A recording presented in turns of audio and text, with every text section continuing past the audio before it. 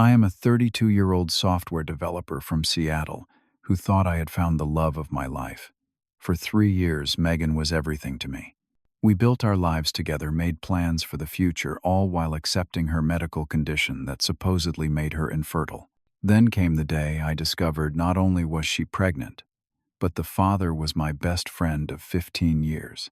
And somehow that wasn't even the worst part. Before I tell you how my world collapsed, let me know where you are watching from in the comments. Hit that like button and subscribe to hear more stories of betrayal and redemption. I still remember the night I met Megan, as if it were yesterday. It was at my college friend Ryan's birthday party 4 years ago. She stood out immediately with her flowing auburn hair and piercing green eyes. But what truly captivated me was her infectious laugh that filled the room whenever she found something amusing. I gathered my courage and approached her during the party, pleasantly surprised to discover our shared love for hiking the Pacific Northwest trails and watching obscure indie films no one else seemed to appreciate. By the end of the night, we had exchanged numbers, and I wasted no time asking her out. Our first date was at a small Italian restaurant downtown, where we talked for hours, barely noticing as the staff began closing up around us. The connection felt so natural, so effortless, that I knew something special was beginning. The early days of our relationship were filled with those magical moments new couples cherish. Every weekend, we would drive out to the mountains surrounding Seattle, conquering new trails and taking photos at breathtaking viewpoints. On rainy evenings, which are plentiful in Seattle, we would curl up on my couch with homemade popcorn for movie nights, taking turns picking films and playfully critiquing each other's choices. Within a few months, Megan had met my parents during their visit from Portland, and they adored her immediately. Shortly after, I was invited to a dinner with her tight-knit family, who welcomed me with warm hugs and embarrassing stories of Megan's childhood. Our social circles began to merge naturally, weekend gatherings growing larger as our friends connected. Megan thrived in her career as a marketing executive for a local tech company. I admired her ambition and creativity, the way she could walk into a room and immediately command attention during presentations. She was driven yet kind, determined yet compassionate.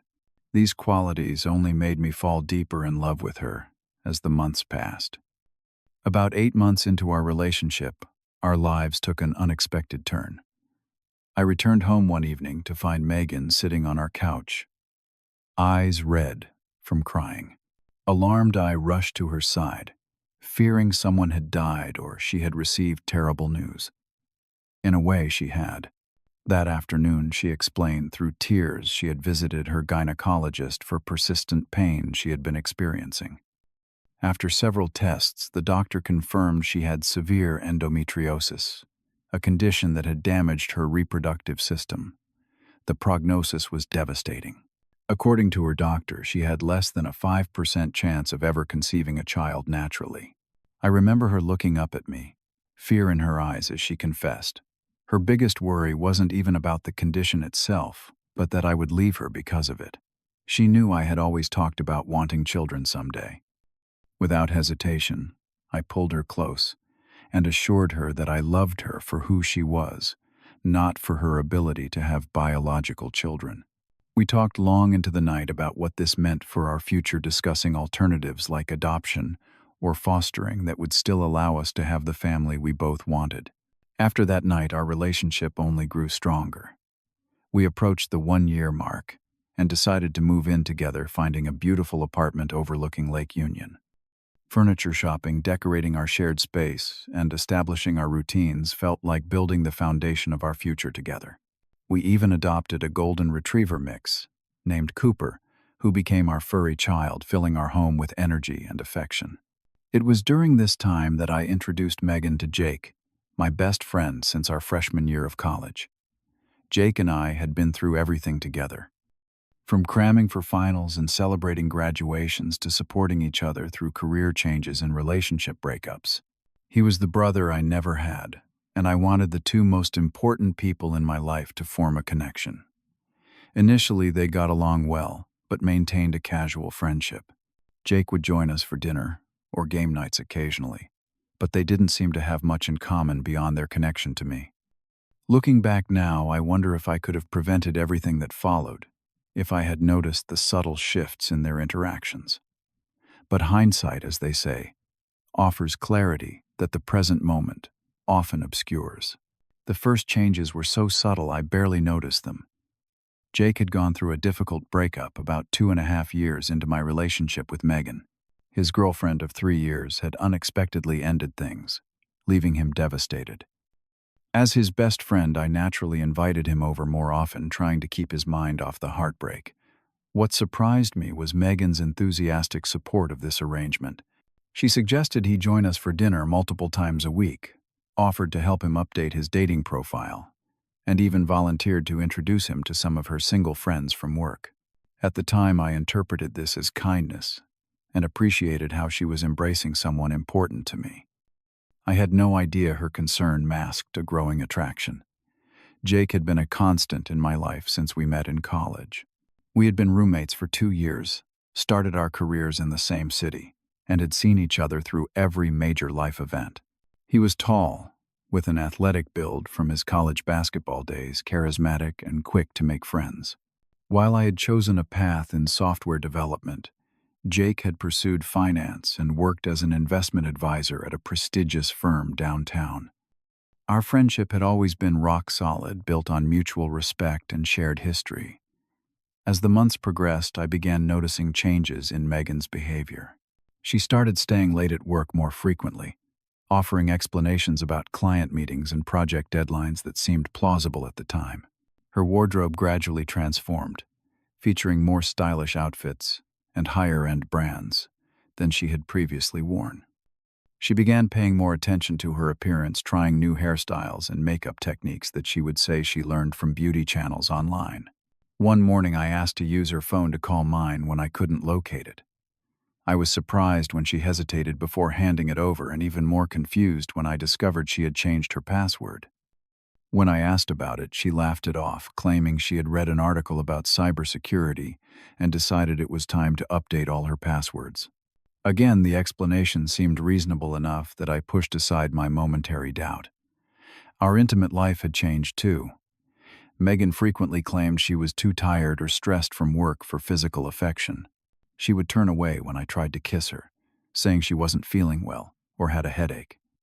The passionate woman I had fallen in love with seemed to be retreating from my touch, creating a distance I couldn't understand, but attributed to the natural evolution of a long-term relationship. During this period, my own career demanded increasingly more attention. My company had landed a major client, and I was assigned to lead the software development project. The responsibility came with longer hours and occasional weekend work. There were also business trips, sometimes lasting a week or more, taking me to San Francisco, Chicago, and New York for client meetings. During these absences, Jake would often check in on Megan, a gesture I appreciated at the time. I remember calling home from my hotel room one night and hearing them laughing in the background as they watched a comedy show with Cooper. I felt a twinge of something then, not quite jealousy, but a sense of being replaced, of life continuing perfectly well without me. But I dismissed it, focusing instead on being grateful that Megan wasn't alone. I tried to compensate for my absences with surprise gifts.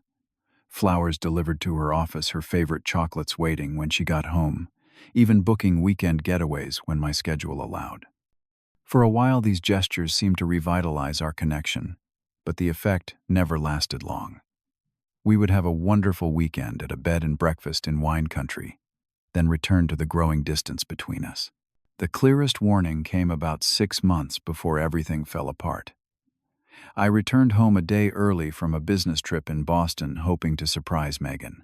It was around 9 in the evening when I unlocked our apartment door, excited to see her reaction. Instead, I found an empty apartment with 2 wine glasses on the coffee table and Jake's distinctive leather jacket draped over one of our dining chairs. When I called Megan, she answered after several rings, sounding breathless. She claimed she and Jake had been helping an elderly neighbor move some furniture, and that they had stopped by our place briefly so Jake could use the bathroom before heading home. The jacket had been forgotten in his haste to leave, she explained, and they had shared a glass of wine after the physically demanding task. I wanted to believe her, I needed to believe her. So, I pushed down the voice inside me that questioned why both of them had left if Jake only needed to use the bathroom.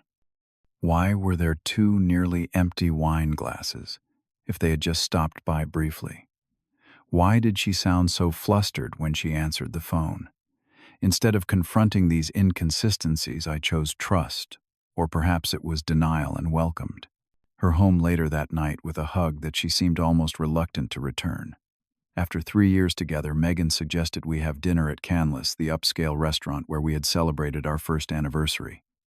I assumed she wanted to rekindle our romance, to address the growing distance between us. I made the reservation for a Friday evening, splurged on a new suit, and even bought a small gift, a delicate silver bracelet that reminded me of the one she had admired months earlier, but never purchased for herself. The restaurant was as elegant as I remembered, with its panoramic views of Lake Union and the city skyline. Megan looked stunning in a form-fitting blue dress I had never seen before. As we settled into our corner table and ordered drinks, I noticed she seemed nervous, fidgeting with her napkin and checking her phone repeatedly. Before our appetizers arrived, she reached across the table and took my hand.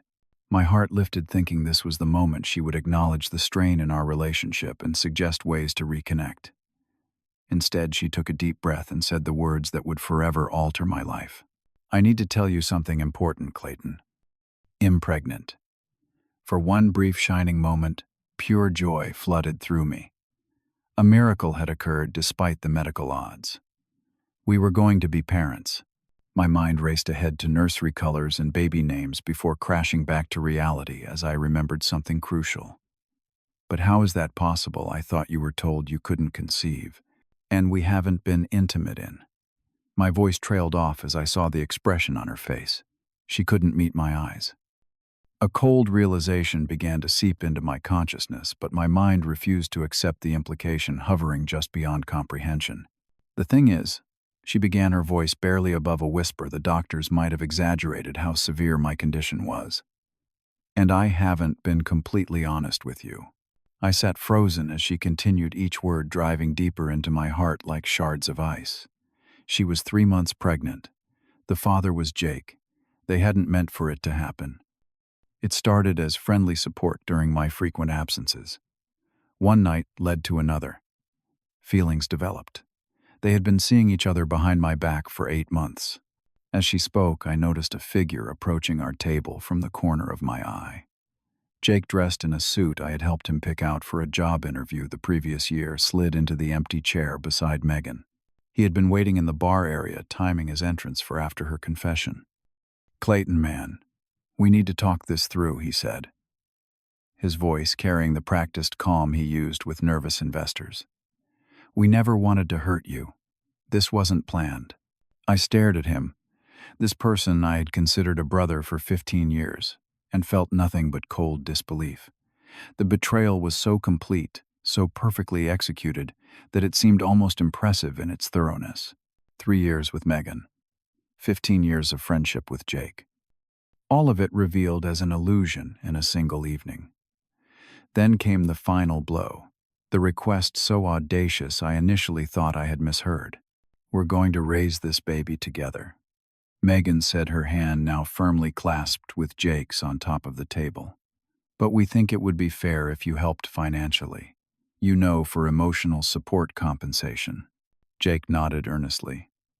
"You were a part of Megan's life during the conception. There's legal precedent for this kind of situation. We don't want to go the legal route, but we're prepared to, if necessary." I remember very little of what happened next. I know I stood up abruptly, knocking over my water glass. I recall the stares of nearby diners as I struggled to form coherent words. I remember Jake's hand reaching toward me and my violent recoil from his touch. Somehow I made it to my car, though I have no memory of leaving the restaurant or navigating the parking lot.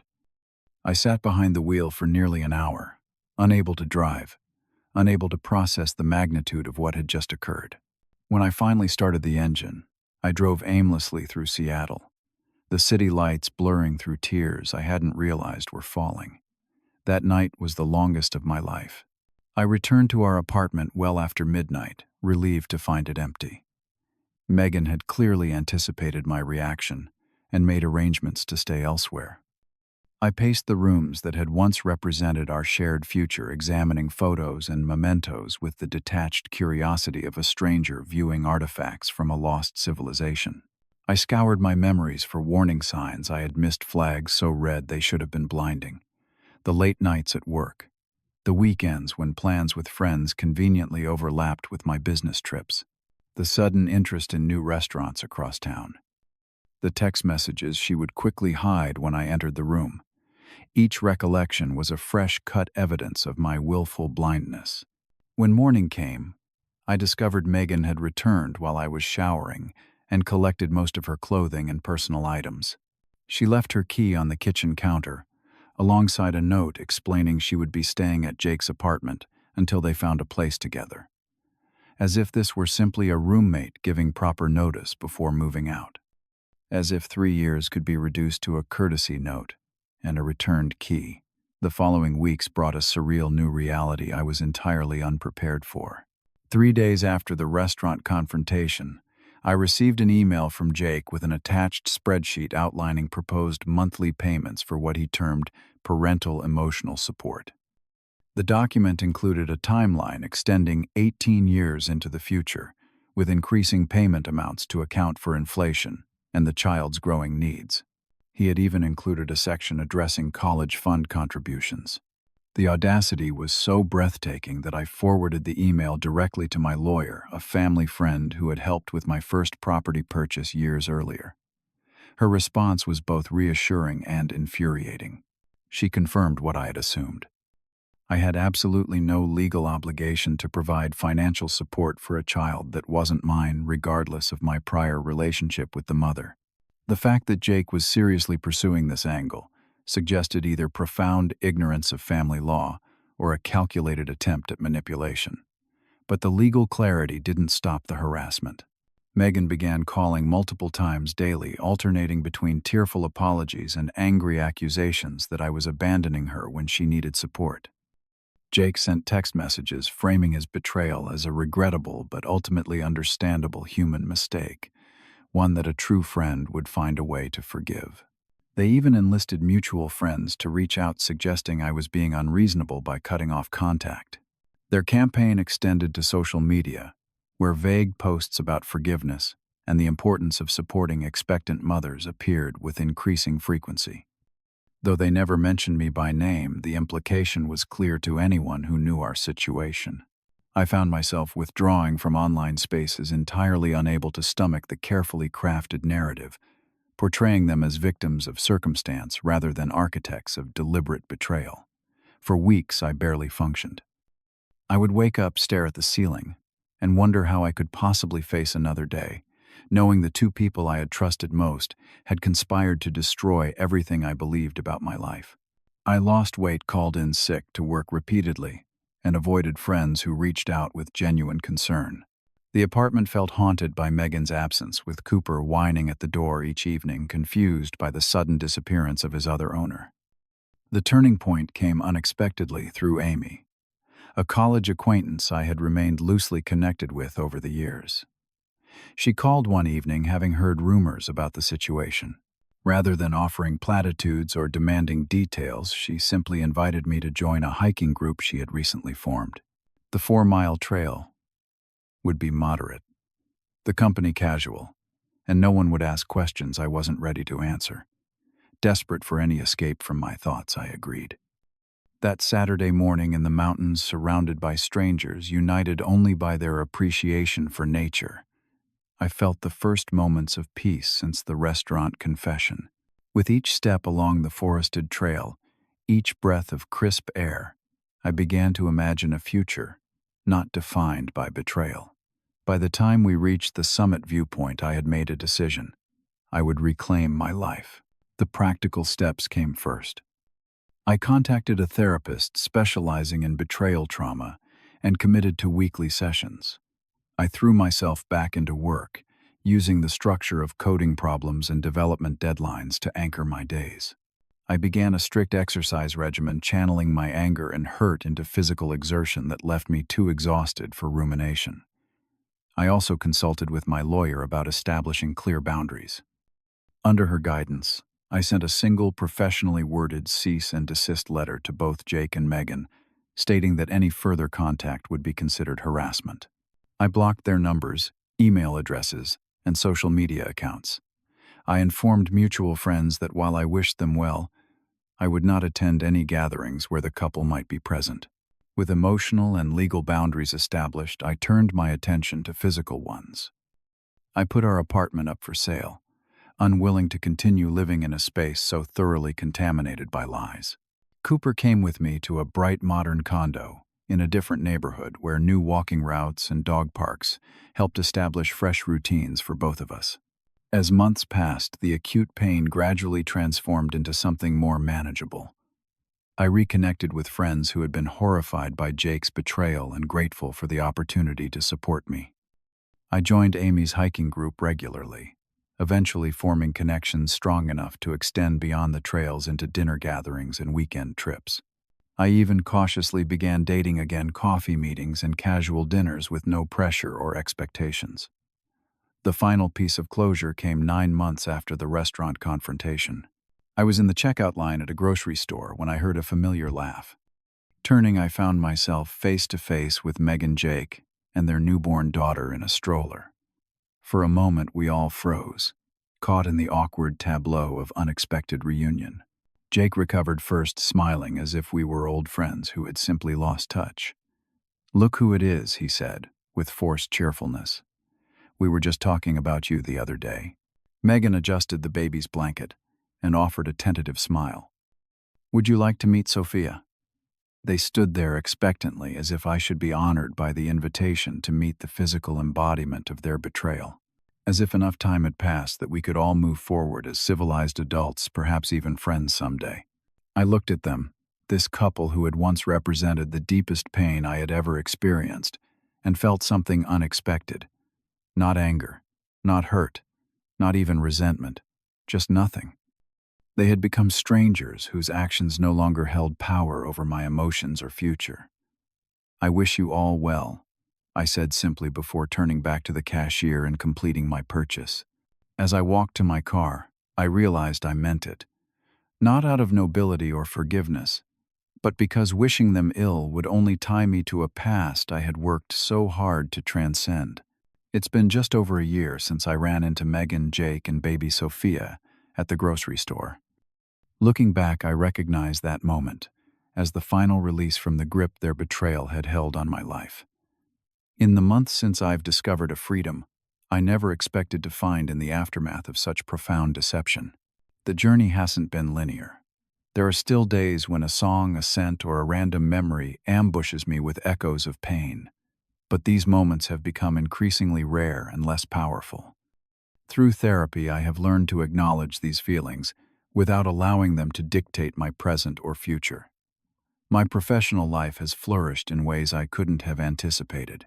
The focus and energy I redirected into my work resulted in a significant promotion 6 months ago.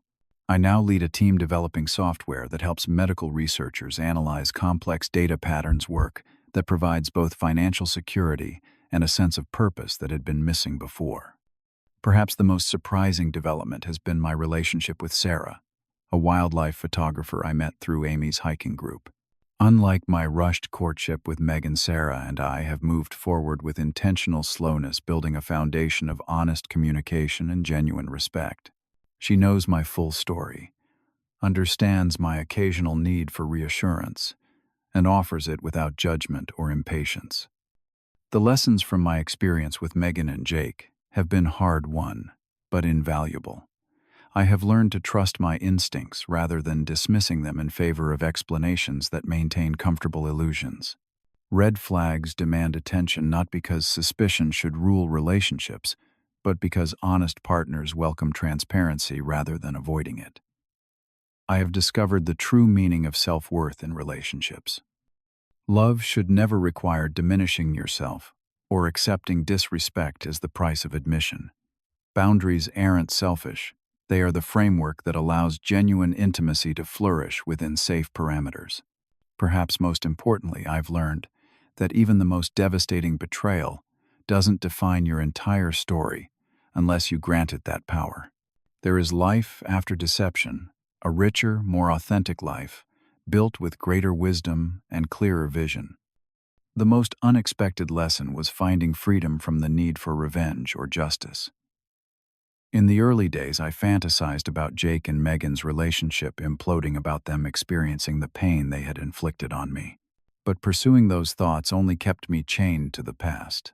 True liberation came when I genuinely stopped caring about their outcome, when their choices became as irrelevant to my happiness as a stranger's. If you've experienced betrayal in your own life, I want you to know that the current pain, however overwhelming, is not your final destination. The journey through it is uniquely yours, and there is no universal timeline for healing. Be patient with yourself. Surround yourself with people who honor your feelings without encouraging you to dwell in them indefinitely. Have you experienced a betrayal that initially seemed impossible to overcome? How did you navigate through that difficult time, and what lessons did you take away from it? Share your story in the comments below. I read every one of them and find strength in our shared experiences. If this story resonated with you, please hit the like button to help others find it too. Subscribe to my channel for more real-life stories about overcoming life's challenges and finding strength in unexpected places. And if you know someone struggling with betrayal right now, share this video as a reminder that healing is possible. Thank you for listening to my story. Remember that your darkest chapter can become the foundation for your greatest growth. Wishing you all the strength and healing you deserve.